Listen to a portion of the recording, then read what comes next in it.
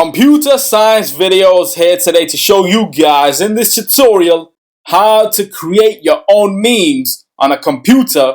Without further ado, let us start the video. So in this tutorial, you need to have access to a computer, the internet, and then use your imagination.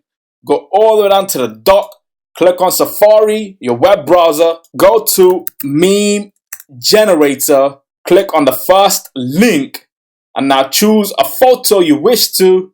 For this tutorial, I will be choosing Futurama Fry, and then top text, type something like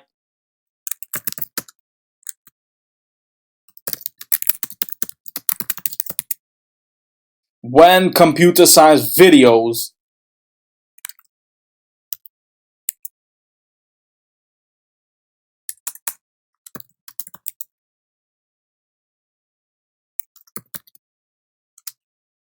does not post a video. And then to export this, we can generate the meme, or we can use the crop tool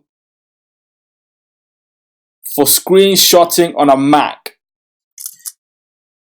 Minimize Safari, and now we have the meme saved to our desktop without the watermark. Close out the preview. That's it for this video. I'll see you guys in my next tutorial. Thanks for now.